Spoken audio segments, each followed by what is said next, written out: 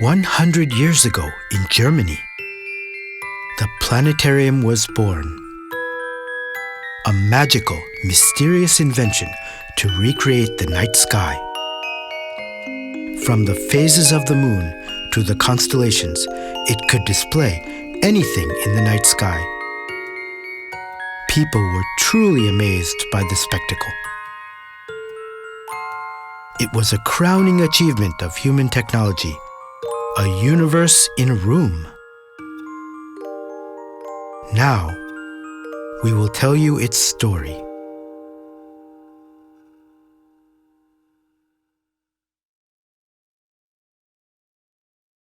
The director of Germany's first science museum, Oskar von Miller, first conceived of the idea to build a planetarium. At the turn of the 20th century, as science began to transform the lives of humanity, von Miller established a new type of museum with a dream to exhibit science and technology in the same way that other museums display works of art. Von Miller also loved astronomy. He really wanted to display the whole night sky as a physical model to simulate the dynamics of the universe for explaining astronomical knowledge. He sensed that key concepts about the universe, the learnings from centuries of observation and thought, seemed only accessible to experts.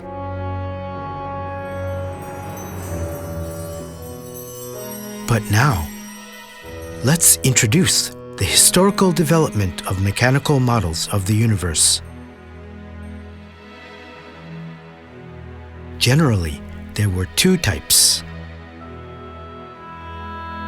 One type was a spherical map of the stars, a celestial globe.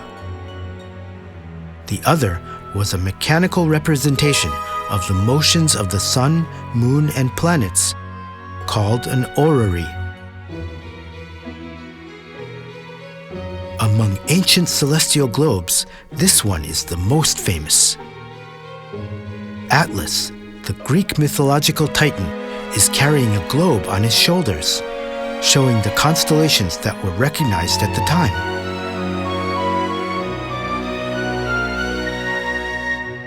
The academic tradition of ancient Greek astronomy was carried on by the Islamic world. Many of our modern names for stars are derived from Arabic words.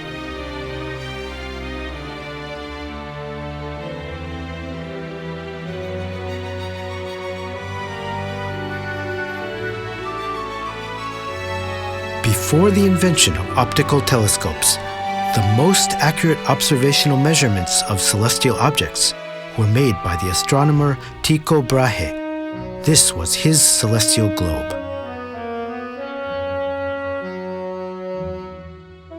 Now, what about the history of orreries, which could model the motions of the sun and planets? Here is the oldest known model that exists.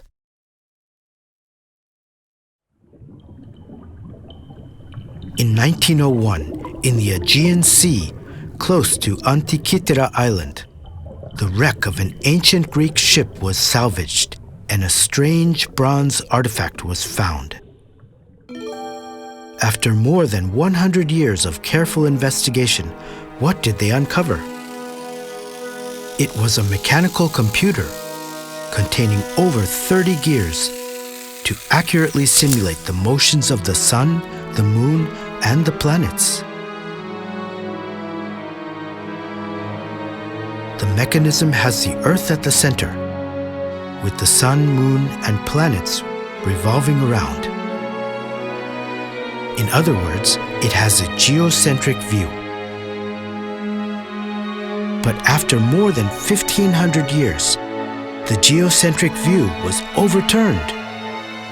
A new theory showed that the Earth must revolve around the sun with the other planets. It was a revolutionary idea. As the new heliocentric theory gained acceptance, many orreries were designed, with the sun at the center.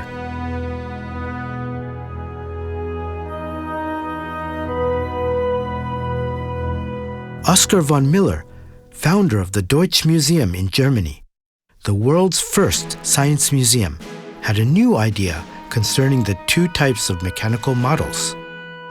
Recalling that a celestial globe displays the stars in the sky on the surface of a globe, and an orrery is a model to simulate the motions of the sun and the planets. Von Miller imagined, what if we could sit inside of a celestial globe and look up at the model just as we see the starry night sky? At the same time, we could simulate the dynamic motions of the solar system.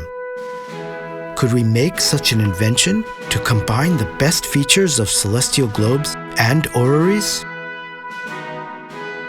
In fact, there was a historical example of a celestial globe that could be viewed from the inside.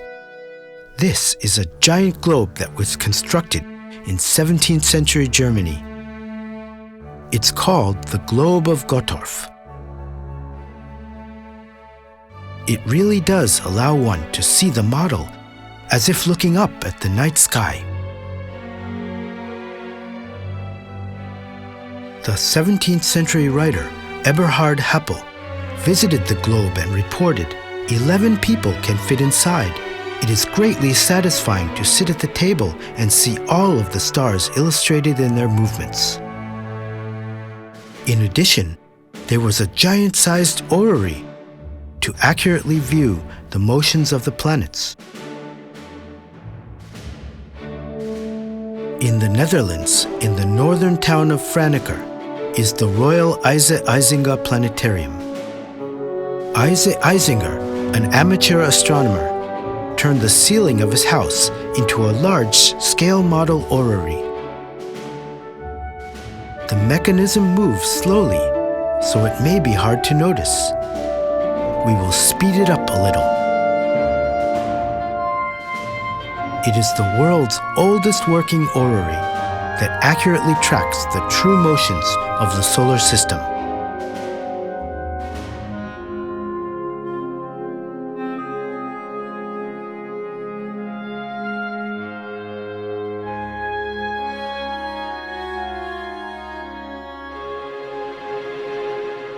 The Deutsche Museum wanted to make a celestial globe large enough for people to enter and which could also show the dynamic motions of the universe like an orrery. Von Miller decided to ask for help from the Carl Zeiss Company, based in Jena in Germany, who were specialists in optical instruments. The Zeiss Company conceived of a revolutionary idea. So, you want to simulate the night sky? We can make a large theater with a dome like a celestial globe. Then, in the center, we can construct an optical orrery that projects the sun, moon, and planets onto the dome. Not only that, if we also project the stars, it will be like a complete night sky. At that very moment, the idea of the projection planetarium was born. Von Miller was very excited, and he quickly started a project to begin working on it. But just as the planning got underway, the First World War broke out. The war lasted 4 long years, and Germany ended up the loser.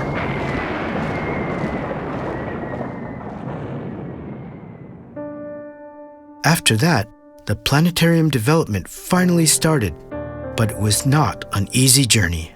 The mechanism for projecting stars proved especially challenging. The management at Zeiss even considered sending a letter to admit defeat. However, the engineers kept working, and they hatched new ideas to overcome the difficulties. They took a hint from the film industry for projecting celestial stars instead of movie stars. Movies require only a single lens for projecting light onto a flat screen.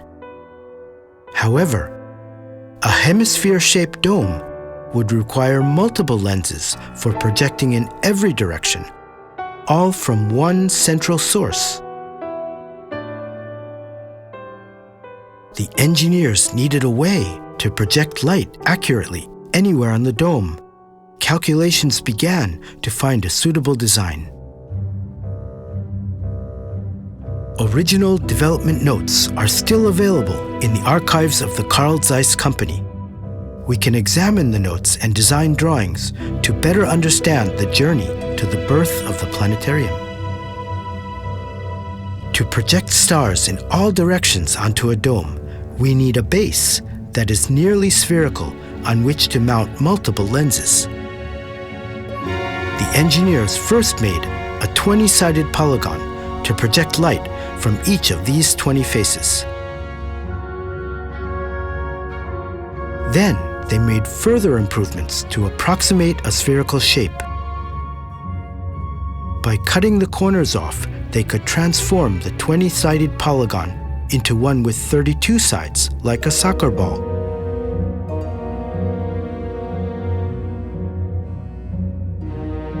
On each surface, a projection lens is mounted. That's good enough to project the stars anywhere on a dome. Now, we can use the projected light to replicate the starry sky. This star map of the sky is divided into 32 sections.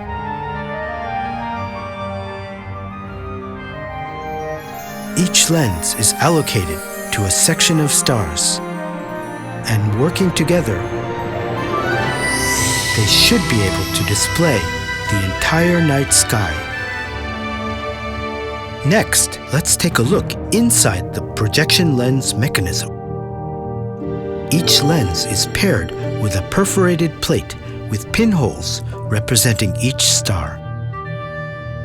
The light passes through the holes to project the stars.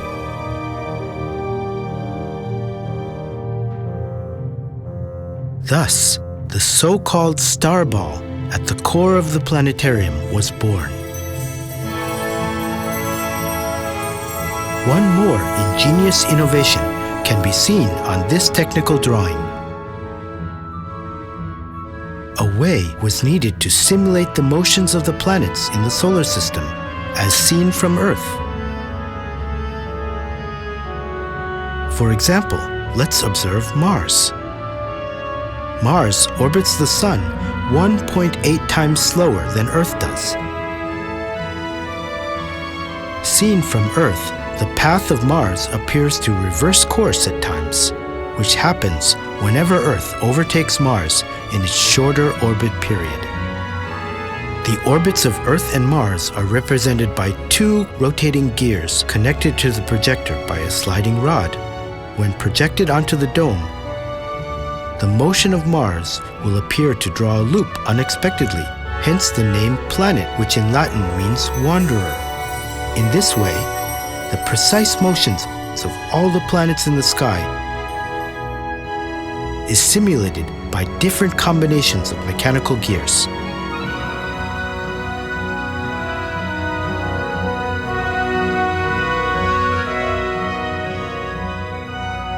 By the time the planetarium prototype was complete, there were over 600 pages of design notes and calculations. But the final product was even more wonderful than anyone had imagined.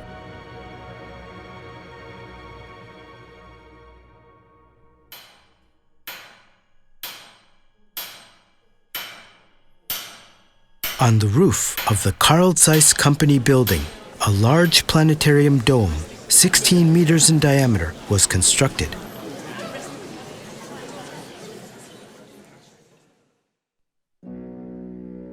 Since Oskar von Miller first conceived of his universe in a room, over 20 years had passed.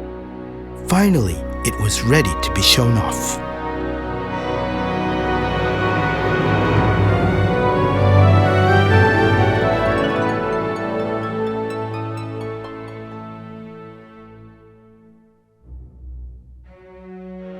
When the chief engineer saw it, he made the following comments.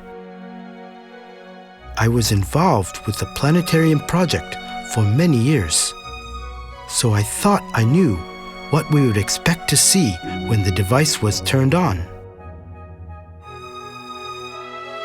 But when I saw the actual projected sky, I was totally amazed. Now, we will explain the key functions of this first planetarium system.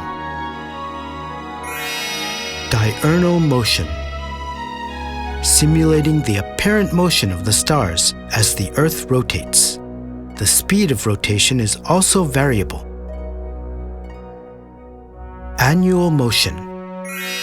Using the planetary projectors, the motions of objects in the solar system as seen from Earth can be simulated. Latitude control. The first planetarium at the Deutsche Museum in Munich was designed to show the night sky fixed at Munich's latitude of 48 degrees north. This was later improved to show the sky from any place on Earth. The star ball was divided into north and south hemispheres with planetary projectors placed between them. Then, the system was mounted on rotating axis.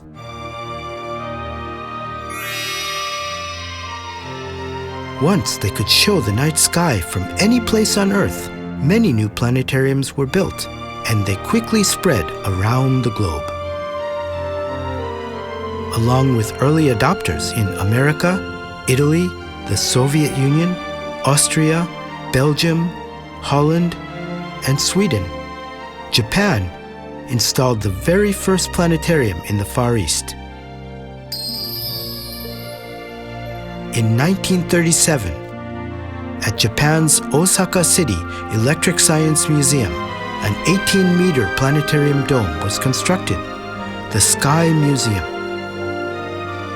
Although Osaka City was heavily bombed during World War II, the planetarium miraculously survived. After the war, the renamed Star Theater continued to be a popular attraction.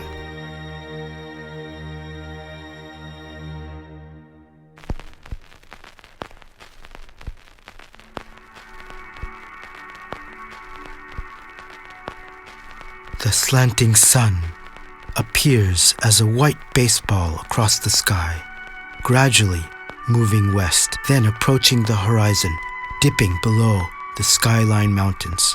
Sunset.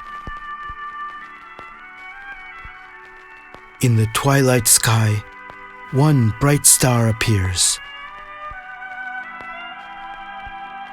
We can no longer see each other's faces. Dusk.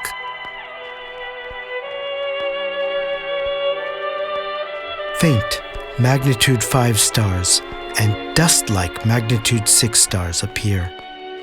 The pitch-black sky of night is all around. There! I found the Big Dipper, someone says. And that's the pole star. Oh, I see a shooting star. It's as if we are lying in a field, gazing up at the night sky. Thousands of stars form marvelous constellations. The stars seem to whisper among themselves, looking down at us. It's a magical invention for representing the starry sky. It can render the night sky from any viewpoint on Earth, even the Southern Cross as seen from the South Pole.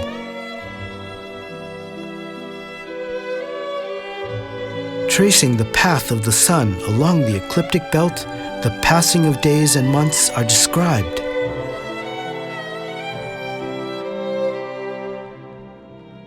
When the moon waxes and wanes, flying through constellations, some in the audience even laugh out loud.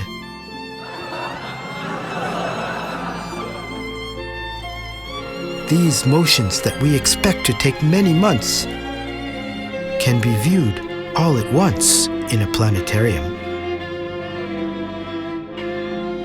Here is Mars, seen from the Earth. Using a combination of gear wheels, its precise motions are depicted forward and backward around the stars.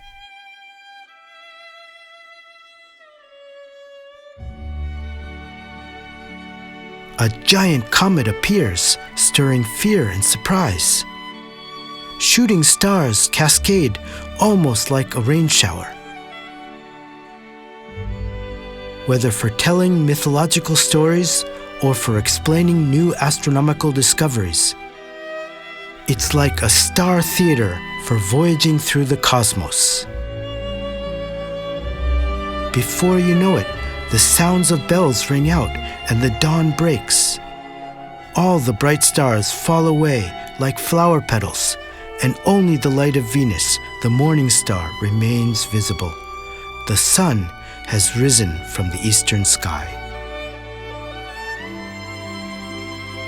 The audience members, watching breathlessly, seemed to forget that they were sitting under the dome. Some people felt overwhelmed with joy and applauded continuously. After World War II, the starlight from the planetarium provided calm and consolation to the hearts of the war-torn public as they rebuilt their countries. As humanity has continued to inquire, what is the nature of our universe? Various mechanical models were developed. From these seeds, the planetarium was born. Here, every day has a clear sky full of stars. The greatest purpose of a planetarium is how it enables us to share this moment with others. Yet also, flying through the cosmos in our own personal spaceship, we may reflect on the miracle of life on Earth, or see our own lives from a new perspective.